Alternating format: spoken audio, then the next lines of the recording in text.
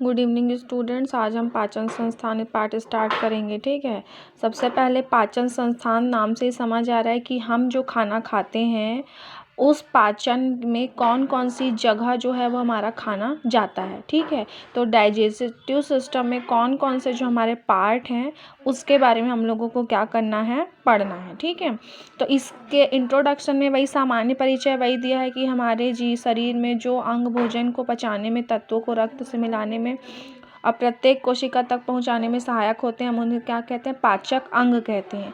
और ये सभी अंग मिलकर क्या करते हैं, एक स्वतंत्र प्रणाली अथवा तंत्र बनाते हैं जो पाचन तंत्र कहलाते हैं। अब सबसे पहले क्या दे रहा है, नवीन कोशिकाओं का निर्माण करना। मतलब हम जो खाना खाते हैं वो सारे अंग किस किस का काम करते हैं। तो जो हमारे शरीर में छोटी छोटी कोशिकाएं रहती हैं ना, तो वो नई कोशिकाएं बनाने का क्या करते हैं, काम करते हैं। ठीक है, और जो थोड़ी बहुत मरम्मत हो चीज़, जैसे कि हमको थोड़ी सी चोट लग जाती है तो देखना, जब हमको चोट वोट लगती है ना तो लोग हमारे लिए फ्रूट्स लाते हैं, हमको अच्छा अच्छा खाना खिलाते हैं। क्यों खिलाते हैं? क्योंकि हमारा जो खाना है वो हमारी शरीर की कोशिकाओं को क्या करता है, आकार देता है, उसको स्वस्थ बनाता है। और टूट फूट में जो भी मतलब वही चोट लगी है, टूट फूट है, उसमें क्या करता है, हेल्प करता है। शरीर को ऊर्जा तथा ऊष्मा प्रदान करना। आप सभी को पता है, जब तक हम खाना नहीं खाएंगे हमको एनर्जी मिलती है क्या, नहीं मिलती है।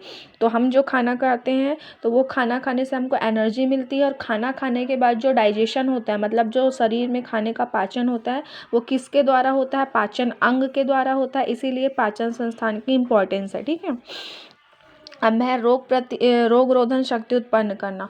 मतलब कि हमारे शरीर में, जैसे कि अभी आप लोगों को पता ही है कि कोरोना फैला हुआ है, तो हम क्या करते हैं, अपनी इम्यूनिटी बूस्टर बढ़ाने के लिए काढ़ा पीते हैं, गिलोय का रस पीते हैं, कि अगर कोई रोग होने वाला हो तो वो पहले ही हमारे शरीर से क्या हो जाए, बाहर हो जाए। मतलब एंटीवायरस टाइप का काम करते हैं।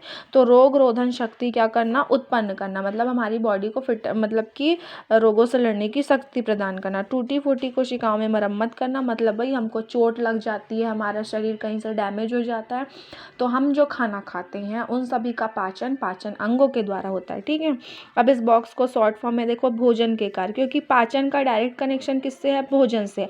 क्योंकि हम जब तक खाना नहीं खाएंगे तो किसका पाचन होगा, किसी चीज़ का पाचन होगा क्या, नहीं होगा। तो खाने किसका पाचन होता है, भोजन का पाचन होता है। और उसी भोजन के पाचन में जितने अंगों की हेल्प होती है उसी के बारे में हमको पढ़ना है। ठीक है, तो यहाँ पर देखो, नवीन कोशिकाओं का निर्माण करना, वही मतलब हेडिंग जो मैं पढ़ी उसी के बारे में बता रहा है।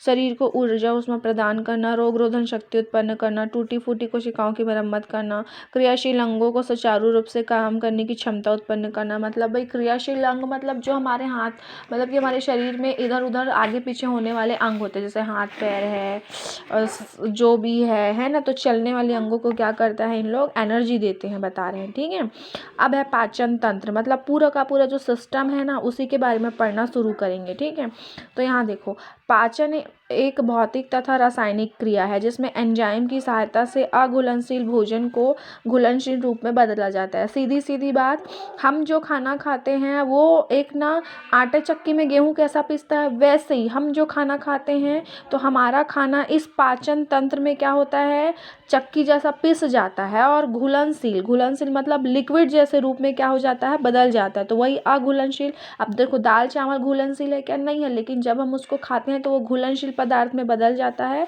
और एक लिक्विड के रूप में चेंज होता है। घुलनशील मतलब वही विलयन के जैसे, पानी के जैसे, द्रव के जैसे तैयार होता है। और वही हमारे पूरे शरीर में खून में मिलकर क्या करता है, पूरे शरीर के एक एक अंग को क्या देता है, ऊर्जा प्रदान करता है। ठीक है, अब यहाँ पर देखो, आहार नाल क्या होता है, तो इसके लिए एक एक आपका पूरा डायग्राम भी बना हुआ है कि किसको क्या बोलते हैं करके। ठीक है, तो यहाँ पर देखो, पाचन तंत्र के सबसे पहले तो प्रमुख अंग क्या है, मुख गुहा है जिसमें दांत। अब मुख गुहा मतलब हमारा जो मुंह है उसमें भी कितनी सारी ग्रंथियां होती है, दांत, जिह्वा, तालु एवं लार ग्रंथि। उसके बाद आता है ग्रसनी, फिर आता है ग्रासनली, आमाशय, छोटी आंत और बड़ी आंत। अब पाचक में सहायक अंग, ये अंग की बात हो रहा है और ये पाचन तंत्र के मुख्य मुख्य अंग बोल रहे हैं, ठीक है। तो पाचन तंत्र में सहायक अंग क्या होना है, यकृत, पित्ताशय, प्लीहा, अग्नाशय, लार ग्रंथियाँ। हम लोग इसको फुल डिटेल में पढ़ने वाले हैं, ठीक है। तो यहाँ पर आप देख लो, ये हमारा मुंह है और इसी को बोलते हैं मुख गुहा। यहाँ पर होती है लार ग्रंथि जो कि खाना पचाने में बहुत हेल्प करती है, ठीक है। इन्हीं को पूरा दिया गया है कि क्या क्या होता है करके, ठीक है। अब उसके बाद में जैसे ये आते हैं जहाँ पर ग्रास नली हमारे गले से नीचे जाती है, उसको ग्रास नली बोलते हैं, ठीक है। अब यहाँ पर देखो क्या बोल रहा है, आहार नाल में भाई कौन कौन से पार्ट होते हैं उसके द्वारा क्या होता है बता रहा है, ठीक है। आहार नाल लंबी खोखली नली जैसा संरचना है जो लचीली पेशियों की बनी होती है, मतलब कि रबर जैसा लचीला होता है ना, वैसा बना बोल रहा है, ठीक है। देखना कभी गिटकते हो ना तो पाइप जैसा फील होता है, तो वो लचीला होता है इसीलिए होता है। मुंह से गुदा द्वार तक, मतलब लास्ट जो पार्ट है ना वहाँ तक फैला रहता है, बता रहा है। ये अपने कार्य के अनुसार कहीं सकरी कहीं चौड़ी हो जाती है ना, मतलब स्प्रिंग के जैसे देखोगे वो पूरा हो जाता है। इसमें कितने कितने पार्ट आते हैं इन सब का नाम दिया हुआ है। पाचक ग्रंथियाँ, पाचक ग्रंथियाँ कौन कौन सी है, विभिन्न पाचक रसों को, रस मतलब वही हमारे खाने को लिक्विड में बदलने वाला रस, उसी को बोलते हैं। स्रावित कर आहार नाल में उड़ेलती है, यही पाचक रस भोजन पर क्रिया करके उसे पचाने में सहायक करती है। पाचक रसों वाली ग्रंथियाँ कौन सी है, सबसे इंपॉर्टेंट लार ग्रंथि, यकृत, अग्नाशय, प्लीहा एंड पित्ताशय, ठीक है। अब सेकंड आ रहा है आपका आहार नाल। क्या हो रहा है, आहार नाल। अब आहार नाल को पूरा डिटेल में बता रहे हैं कि आहार नाल में कौन कौन सा पार्ट होता है। तो सबसे पहले क्या होता है, मुख होता है। अब मुख में कौन कौन होता है आपको पता है, जबड़ा होता है, अभी मेरे को बताइए, दांत है, जीवा है, तालू है, उन सब का काम काम क्या क्या होता है। अब तुम लोगों को अलग अलग से बताने की ज़रूरत है कि क्या क्या होते हैं। अब मुख गुहा भी है, वो 3 भाग में होते हैं, जीभ, दांत, यही सब। अब जीभ क्या करता है, ये मांसपेशियों से बनी होती है। इसका ऊपरी भाग रूखा तथा निचला भाग क्या होता है, चिकला होता है।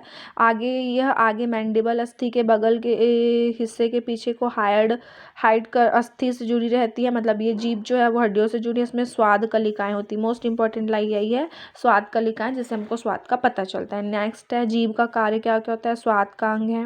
इससे खट्टे मीठे नमकीन कड़वे स्वादों का ज्ञान होता है। यह भोजन को चबाने में भी हेल्प करता है, यह निगलने में सहायक है, बोलने में मदद करता है, दांतों को क्या करता है, साफ रखता है। ये पूरी जीभ की क्या हुई है, स्ट्रक्चर दी हुई है। अब उसके बाद यहाँ पर क्या जीभ का स्ट्रक्चर दिया है, मतलब आपको क्या बोलते हैं, पिछला हुआ देखो, पिछला कैसे जुड़ा रहता है, ये है। यह भोजन को ऊपर नीचे दाएं बाएं दांतों के संपर्क में लाती है। मीठा स्वाद जीवा की नोक द्वारा ज्ञात किया जाता है। अब देखो हम मनुष्य हैं ना, तो हम बहुत सलीके से एकदम तमीज़ से खाना खाते हैं, लेकिन हम जानवरों को देखते हो ना, वो कैसे खाना खाता है, एक्चुअल में वही असली जीभ का मतलब यूज़ करते हैं, ठीक है। हम भी वैसे ही अंदर मुंह बंद करके वैसे ही खाते हैं, लेकिन हमारा कोई दिखाई नहीं देता, ठीक है। मीठा स्वाद जीवा की नोक के द्वारा होता है, मतलब ये वाला जो पॉइंट है अग्रशिरा, इससे मीठे का ज्ञान होता है। ये जो किनारे होते हैं वहाँ पर कड़वे चीज़ का ज्ञान होता है, ठीक है।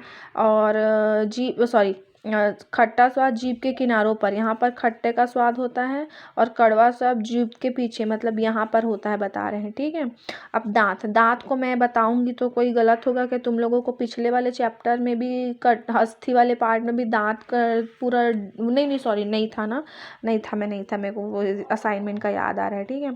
दांत के बारे में आप लोग सभी जानते हो। तो दांत के बिना क्या होते हैं, देखो सबको पता है सफ़ेद कलर का होता है, 32 दांत होते हैं, ये होता है वो होता है, दांत में अस्थि मज्जा भरा होता है, ये सब रखे हैं। अब मैं कल ना इसको डिटेल में पढ़ाऊंगी, ठीक है। चलो बाय।